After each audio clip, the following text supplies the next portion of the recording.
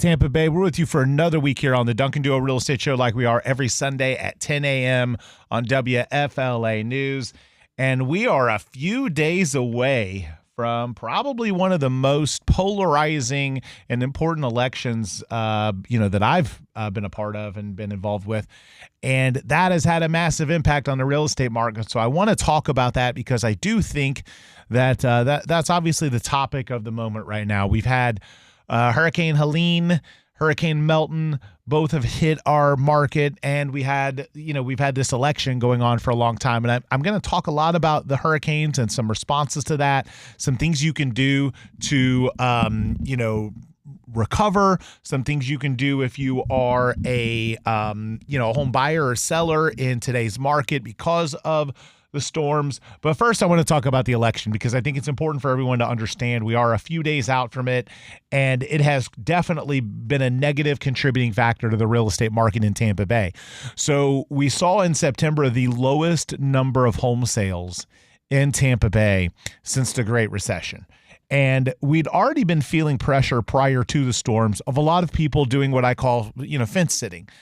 Waiting. The response we were getting from a lot of buyers and sellers is, I'm waiting until after the election. Now, we would try and talk them out of that because the reality is having been through numerous presidential elections in my 20-year career, none of them have ever had some sort of massive, change right after the election. But people, this one's super polarizing and people are afraid.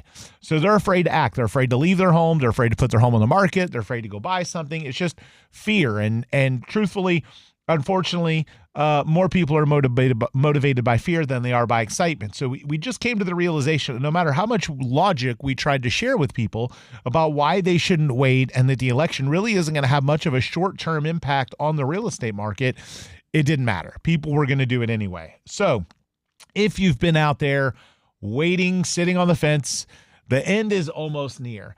But so, like I said, September and October, the stats for October aren't quite out yet. It'll be another week or so before they're out. But I can tell you that September and October sales figures were dramatically impacted by the hurricanes and dramatically impacted by the election. Prior to the storms, we were hearing it repeatedly from people. So now the election's almost over. So what is that going to mean?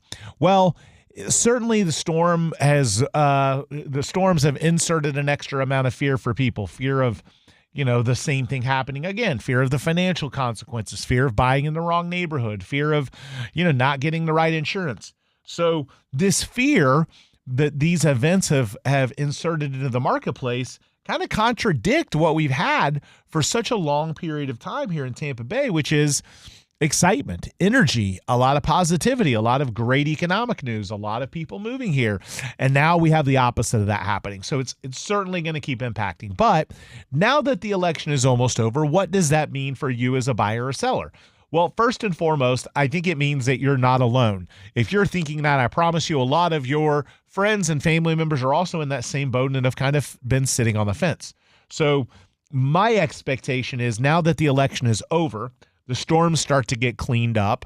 I believe there are going to be some long-standing impacts of both of those things and some short-term impacts, and I want to talk about that today.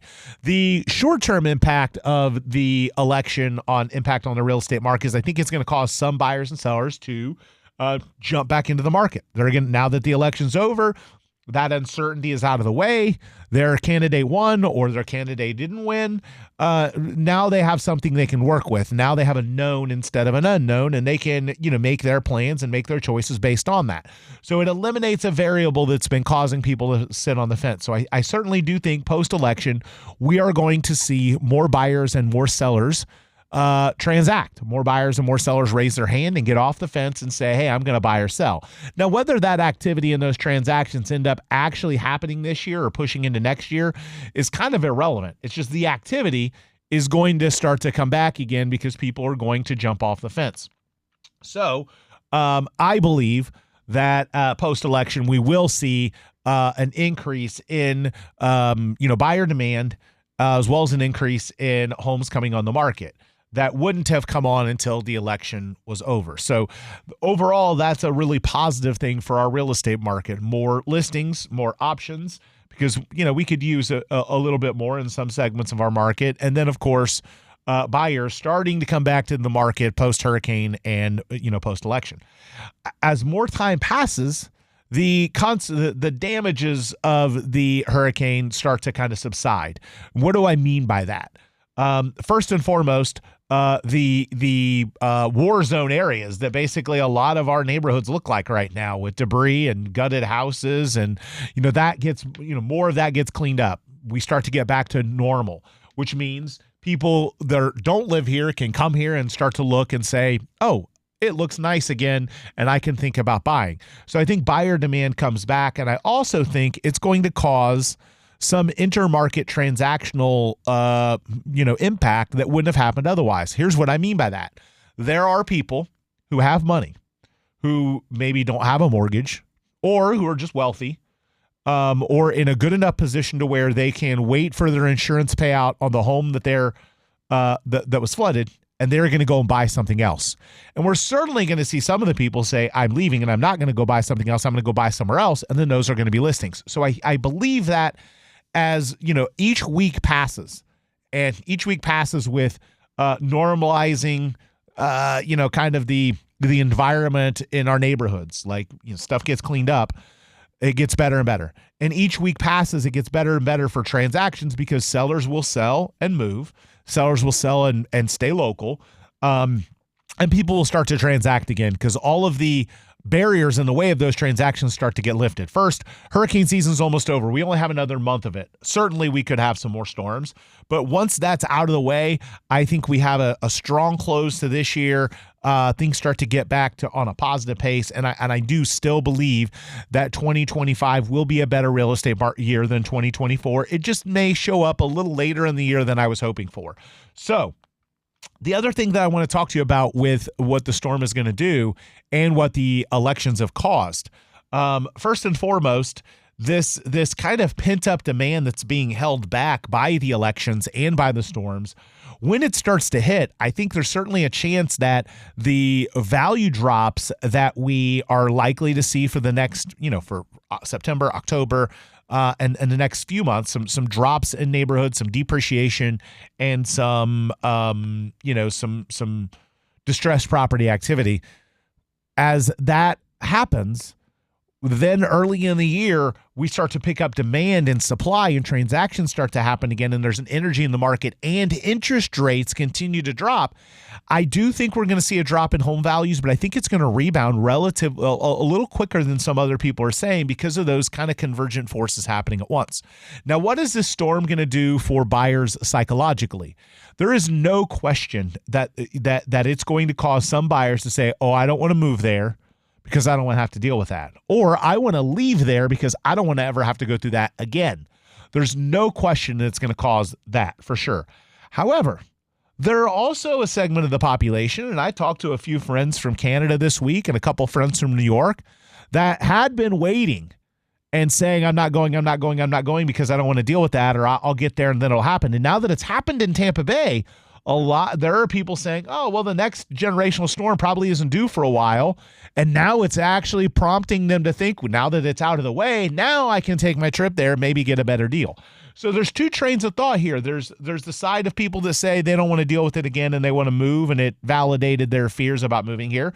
And then there's the pool of people that say, well, those storms got out of the way. It's not likely to happen again. It hadn't happened for so long. They got hit with a couple of bad ones. Now they've recovered, and now's the time for us to move there, make our trip there, get a good deal, and, likely have a, mathematically, again, in their opinion, mathematically not likely to have that happen again for a long time. So now is the time that we should move. So I think there's people on both sides of the fence, probably more people a little bit more afraid of it than the opposite, but there are going to be some people that it's going to prompt them to take action. Last but not least, I think you're going to see a product diversification in Tampa Bay. I think you're going to see a movement away from the water for people that had to deal with it. I think insurance prices are going to go up pretty dramatically. And I think a lot of people that are living in single one-story homes in or near water in flood zones are going to financially be forced out of those areas.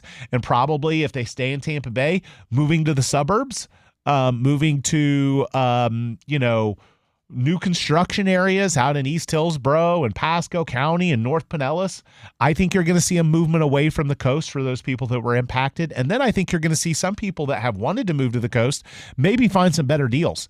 But I think you're going to also see a lot of redevelopment in these neighborhoods. A lot of homes aren't going to be able to be rebuilt because of the FEMA 50% rule. And you're going to see a lot of two-story new construction being built in these flood areas. And I think that'll essentially in the long term in some of those neighborhoods bring the values up, because you're bringing in you're replacing a structure that might be worth a few $100,000 with a structure that's worth maybe $1 million into some of these waterfront neighborhoods. So I'm a firm believer that the long term ramifications of this might actually be good in some neighborhoods, but from an affordability perspective, there's no doubt that the coastal areas are going to become unaffordable for a lot of people. Insurance is going to rise. There's going to be people that new construction properties get built in place of the old construction properties. It's going to raise the values. But I think if you drive around North Carolina in impacted areas, and I don't mean the ones recently impacted, I mean coastal North Carolina that years ago got hit by bad storms, and then you look at Katrina areas, a lot of those areas that flooded, the only thing you'll see are two-story properties or homes on stilts. And I think we're going to start to see a lot more of that in Tampa Bay. So anyway, we're going to continue this conversation. We're going to keep talking about the Tampa Bay real estate market. If you're thinking about selling your home, let's say that you're tired of living through this stuff, you're ready to move, you want to go to a non-flood likely area or a cheaper area, whatever your reason, maybe you've got a distressed property, a flooded out home, go to DuncanDuo.com. You'll get your free home value estimate. We will reach out to you personally to talk you through the value estimate, because it may be backwards. It may be looking at data from the past. We might have to make some updates to it. You get your free home value estimate. You can get an instant cash offer for your property. Again, an instant cash offer. If you just want out and you're ready to move, just hit up DuncanDuo.com. And we'll be back continuing our conversation after a quick break here on the Duncan Duo Real Estate Show.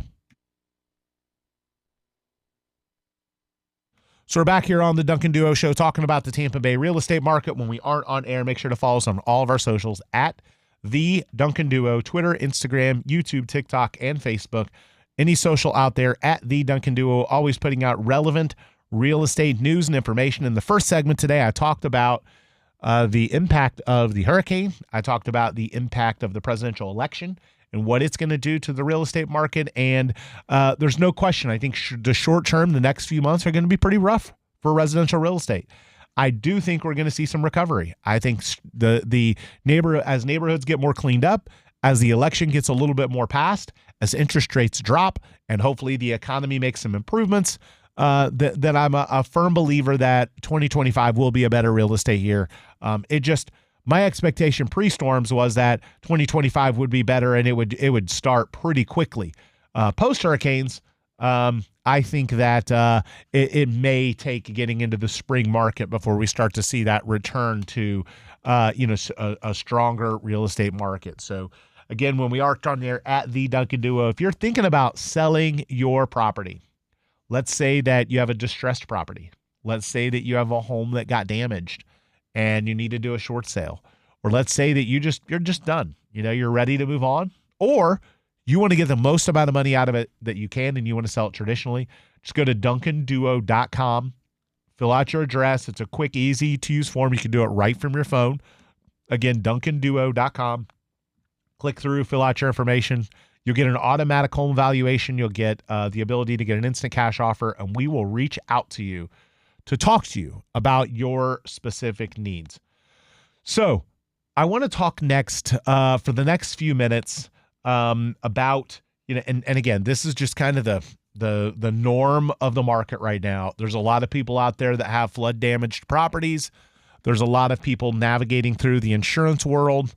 There are just a lot of people that are confused about how to handle the process of potentially selling their property. And I want to make sure people understand that if they are filing insurance and they intend on not renovating their home, they need to make sure and get the money before they go to sell the property.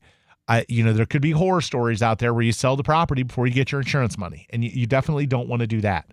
You also need to understand the FEMA 50% rule.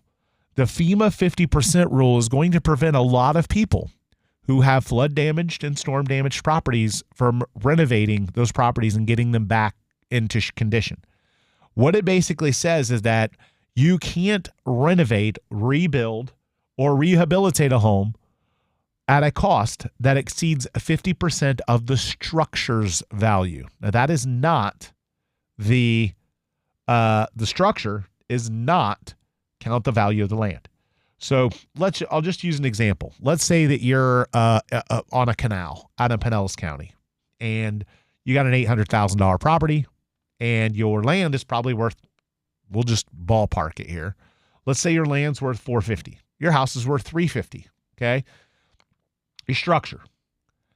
If your flood claim is greater than half of that $350 value, or your property damage claim, and you're going to reinvest and rebuild your property, you're going to have a hard time getting a permit, and you're going to have a really hard time getting insurance. In other words, you may not. Okay. You might have to argue the value of the structure. You're going to have to jump through some hoops. There are some people out there right now doing unpermitted work on their home to get it back into shape so that they can sell it. And if they got a payout that was greater than that number and they didn't permit stuff, they're going to have a really hard time selling it, and they're going to have the buyer is going to have a really hard time getting insurance. So it's going to wreak havoc on our market. People not doing permitted work in storm affected areas, and people violating that FEMA 50% rule to the point where they will basically spend all that money renovating their home and make it worthless. So don't make that mistake. Make sure that you're talking to appropriate professionals. Make sure that you're talking to your insurance. Make sure that you're talking to a real estate agent. Make sure you understand the value of your structure, including getting an appraisal if needed. Our counties all have that number on their website, but that's the county's website number. An appraisal might disagree with that number, but you have to go through those steps if you're going to renovate your home and your damage was excessive. Now, look, if you've got a $500,000 structure and it's got $50,000 in damage, you're probably fine. But if you're talking a six-figure claim and you're not sure, you definitely need to communicate with appropriate professionals and figure that out. You've got to talk to appraisers. You got to talk to public adjusters. It is going to take a little bit of extra work to sell one of those flood damaged homes right now that you renovate, and you really are going to need to be above board. People are going to shy away from non-permitted renovations right now in flood impacted areas. I can tell you that if you don't file the appropriate permits, they don't want to get stuck holding the bag. It is a problem. You just be prepared, do it the right way, go through the permitting process. If you've got a substantial renovation claim and you have to do substantial work on that home, be prepared to go through that process and not try and skip that process. We're going to be back. We're going to continue our conversation. We're talking about the Tampa Bay real estate market. When we're back, make sure at the Duncan Duo, Twitter, Instagram, YouTube, TikTok, and DuncanDuo.com for an instant cash offer, free home value estimate, and more at DuncanDuo.com. And we'll be back after a quick break here on WFLA News.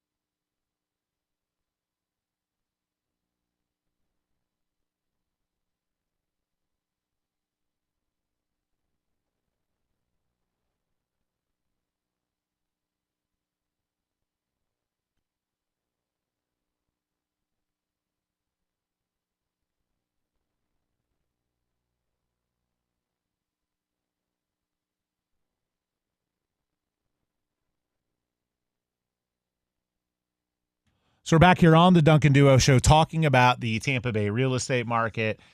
And you spent the first couple segments of the show talking a lot about the real estate market post-election and post-storms. And there's one thing that I want to make sure everyone out there knows. There is an FHA loan program, okay, out there for people that were impacted negatively by the storms. FHA has what's called a 203H program.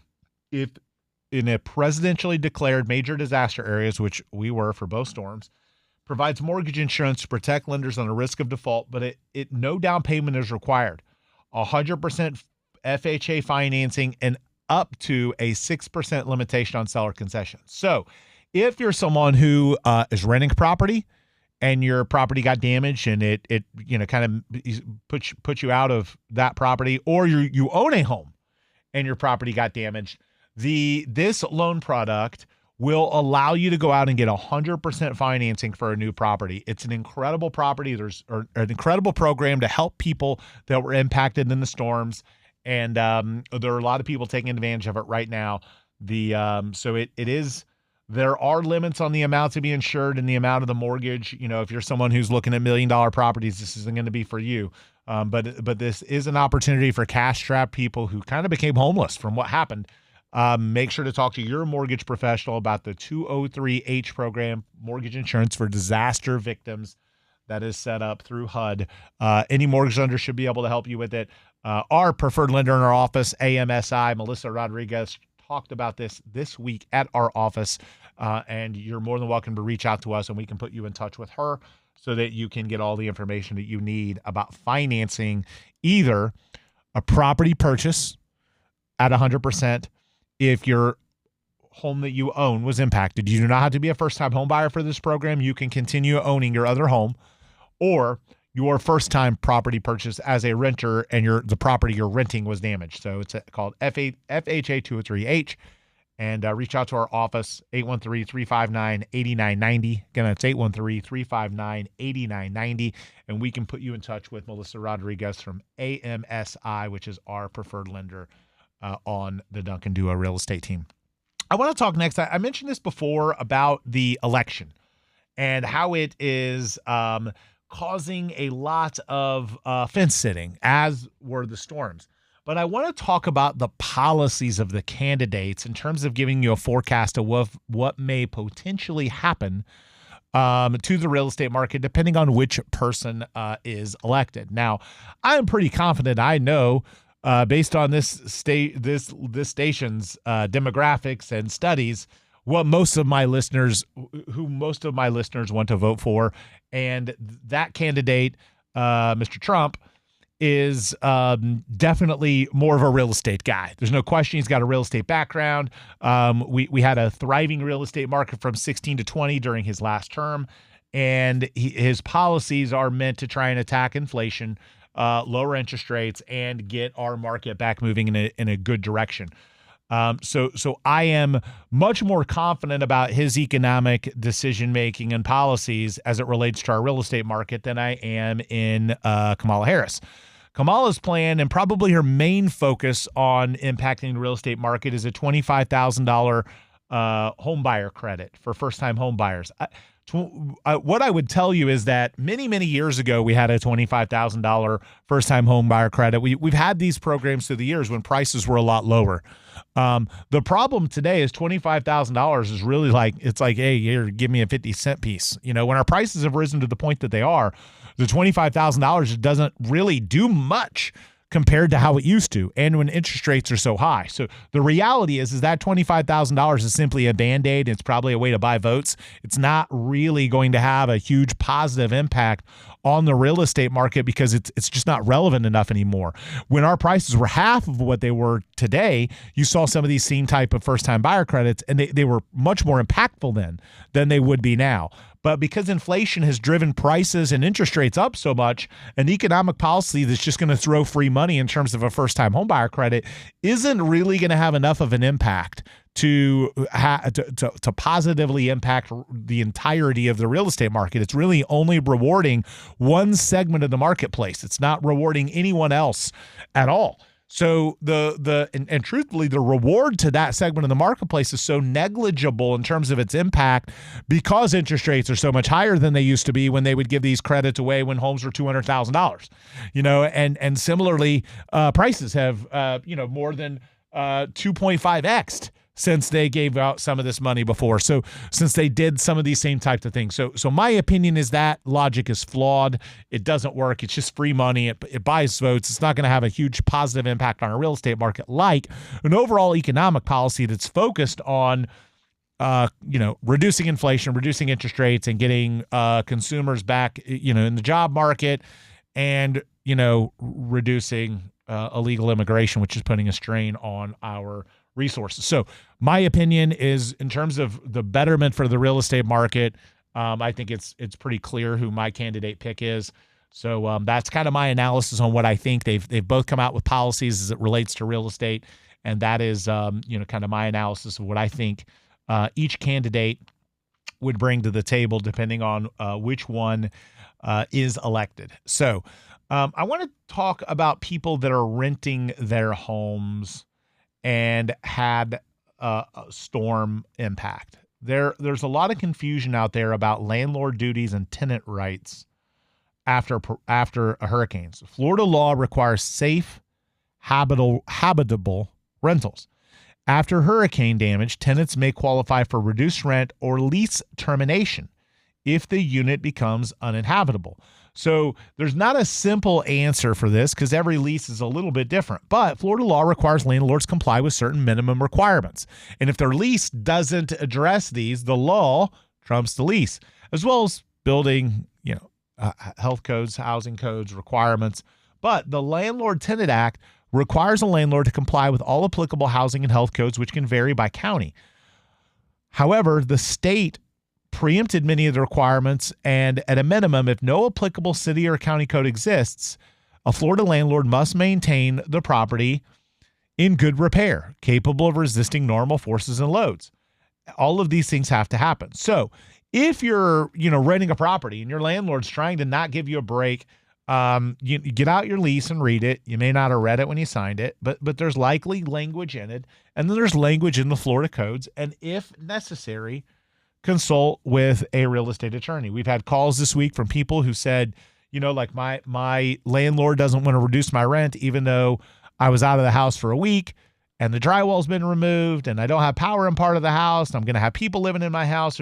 There's no question that you have a right to a habitable property. If the unit's untenable, the rent should be reduced proportionate to the loss of rental value caused by the noncompliance. So landlords, I promise you don't want to be on the other side of lawsuits right now. Work with your tenants. And tenants, if the landlord isn't doing right by you because of all this damage and it is massively impacting you, and let me explain what I mean by that. Okay, so if you're a tenant and you got some debris in your yard, or you got a little water in the garage and it's been cleaned out, like, don't milk it. Like, those aren't reasons to make your property uninhabitable.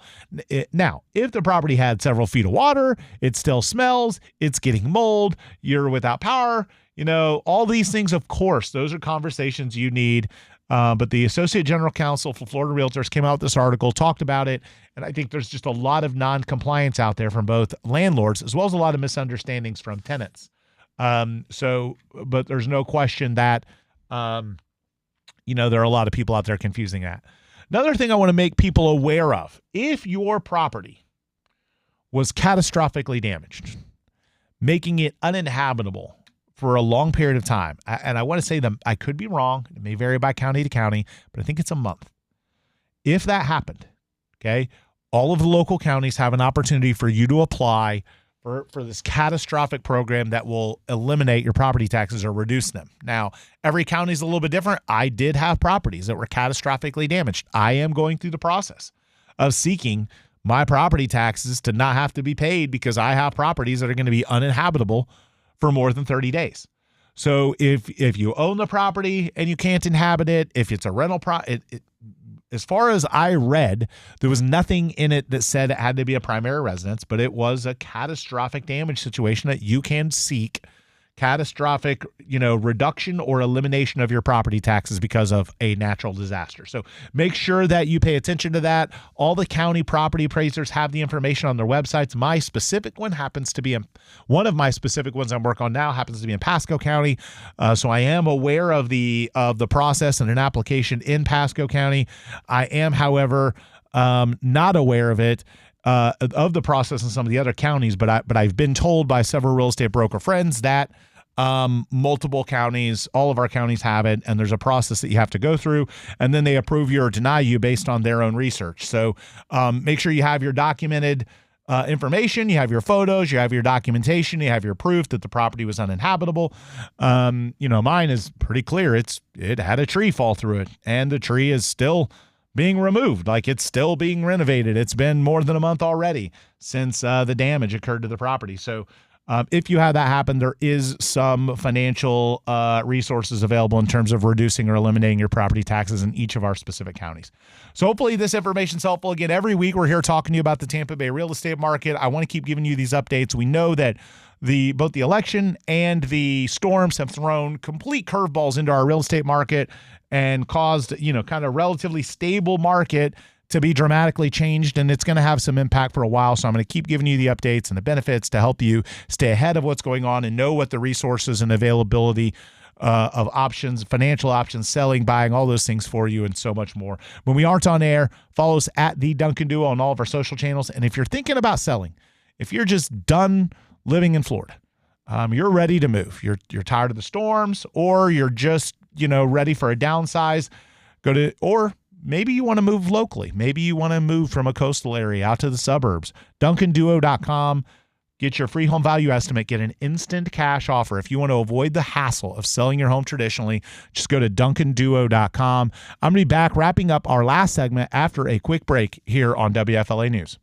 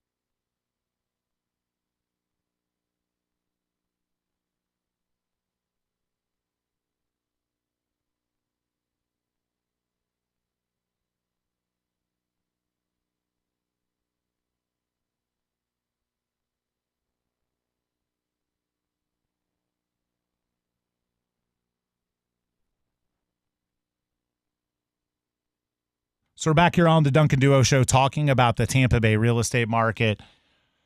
I want to talk about flood insurance, and I know I've talked about it on a few shows before, but I've taken too many calls recently from people that didn't have it, and I want to help kind of guide people to not making that mistake.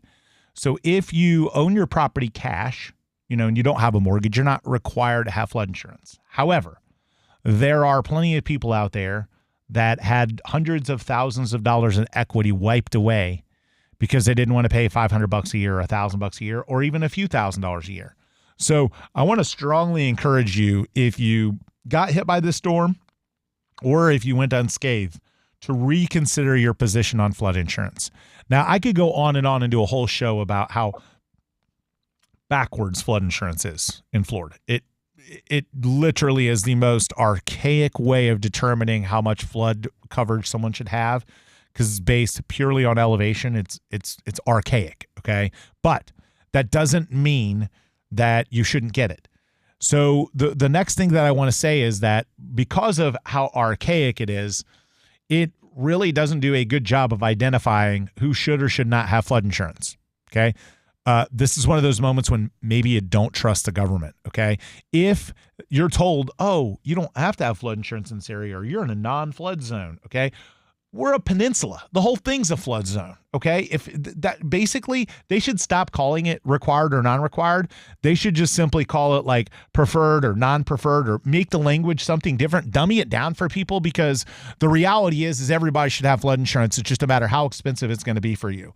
If you're not in a flood zone and your elevation is to a certain extent, it will be cheaper. That doesn't mean your home still can't flood, okay? I promise you, there are billions of dollars in property damages from flooding to people's homes that did not live in a flood zone, that were not, quote unquote, required by their mortgage lender to have flood insurance. So I if you're out there and you didn't get flood insurance yet, please go get it. If you got impacted and you lost a bunch of money, don't make the same mistake twice. If you got missed and you got lucky, go get it. If you're in an area and you think there's no way this will ever flood, go drive around Plant City. It's not like it's anywhere close to the coast. And it had so much massive flood damage because of these rains. You're close to rivers, you're close to ponds, you're close to lakes. Our whole area is a peninsula, okay? Get flood insurance. I hate the premise of it being called required or not required. I literally wish they would come up with new verbiage for it and label it like you're in a preferred flood zone, or you're in a non-preferred flood zone, or, this idea it's required or not required. It gives people this false sense of confidence to where, it's not required where I live. Okay. And then they think that means it's blessed, and they don't, because the government told them they don't need it. Don't trust the government. Get flood insurance. You live on a peninsula. If you got unscathed, if you got lucky, don't let it happen to you the next time. I learned my lesson. I had some damage, and frankly, I had some properties not covered by flood that I thought never would have needed flood insurance coverage. And guess what? I was wrong. So don't make the same mistake I did. Don't make the same mistake again. Go get flood insurance. And again, if you're in an area that is not a flood zone, or where mortgage lenders don't typically require you to have flood insurance, it will be relatively inexpensive. It'll be as cheap as a few trips to Starbucks a month, okay? So it is worth it for the peace of mind. I promise you, if you go through another storm and you evacuate and you head out of the area, your stress level will be a whole lot lower, knowing that financially you're going to get money versus you losing potentially everything, losing all the value of your home or a majority of it, and making your property become land value only. So flood insurance is a no-brainer. Please look into it more. Please don't make the same mistake. I'd said it on the show before. The majority of the flood damage in Katrina was from people not in flood zones, and it's the same thing this time. It wasn't just the coast. It was rain flooding, 2.5 feet of rain in areas where our infrastructure and drainage systems aren't capable of managing that. And then, of course, the properties flood. So don't make the same mistake again. Look into getting flood insurance. And if you're just tired of everything, if this storm knocked you out and you just said, you know what, I'm done, I'm leaving, I don't want to hear about flood insurance, I want to move to somewhere where I'm never going to flood again, I want to move to somewhere where I've never got to worry about a hurricane again, where you might have to worry about an earthquake or a tornado, though. But if that's you, go to DuncanDuo.com, get your free home value estimate. Now, here's the cool part about our home value estimate website. We add the human element to it. So not only are you going to get an automatic generated number that's going to be based on market trends and things going on in the marketplace, but we're going to reach out with a human element and the ability to adjust that. Maybe your neighborhood and all the neighborhoods surrounding it didn't get impacted at all, and you won't see much property value loss. Or you're in an area where there is a lot of value loss, and the homes that sold a month ago that would determine an automatic value estimate aren't accurate anymore because now people are coming on and undercutting. Or maybe you're going to be in an area where there's a lot of short sales. Whatever it is, if you go to DuncanDuo.com, you're going to get all your options. You're going to be able to get a cash offer. You're going to be able to sell traditionally. You're going to be able to get a value estimate. You're going to be able to know what's going on in your neighborhood and keep an update about what's going on in your neighborhood, and so much more. DuncanDuo.com. So thank you so much for tuning in. Again, we are here every Sunday at the Duncan Duo on all the social channels, and have an awesome rest of your weekend, Tampa Bay.